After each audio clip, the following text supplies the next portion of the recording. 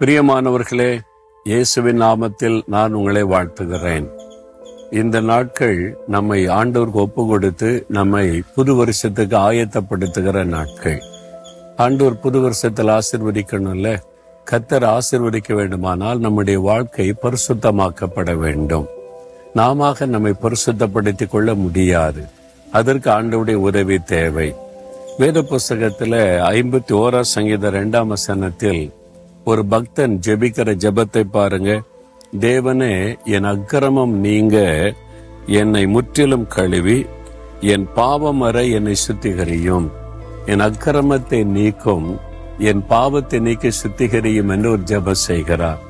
அக்கிரமம் என்பது கிரமமாய் வாழுவதுதான் தேவன் விரும்புகிற வாழ்க்கை.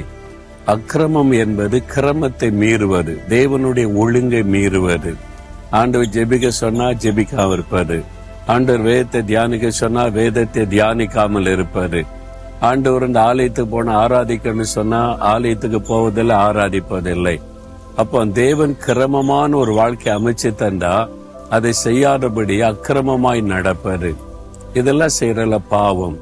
அநீதி எல்லாம் பாவம்தான். அநீதியாய் செயல்படுகிற காரியம். நம்முடைய வாழ்க்கையில என்னென்ன பாவம் வந்திருக்கு என்பது நமக்கு தெரியும்.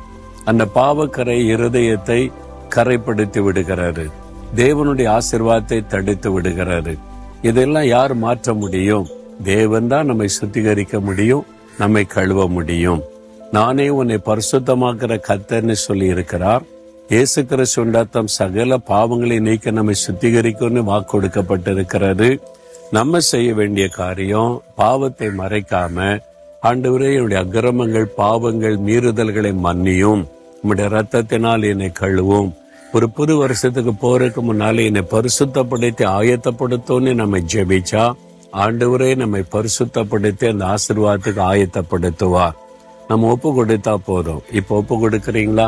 கொஞ்சம் யோசித்து பாருங்க. என்ன மீறுதல், என்ன பாவங்கள், என்ன தவறுகள், என்ன ஒழுங்குகளை மீறி இருக்கிறோம் என்பதை யோசித்து பாருங்க. ஆண்டவரே, என்னுடைய அக்கிரமம் நீங்க என்னை கழுவும், என்னை பாவமற என்னை கழுவி சுத்திகரியும், உம்முடைய ரத்தத்தினால் கழுவி பரிசுத்தமாக்கி புது வருஷத்துக்கு என்னை ஆயத்தப்படுத்தும். இயேசு கிறிஸ்துவின் நாமத்தில் ஜெபிக்கிறேன் பிதாவே. ஆமேன், ஆமேன்.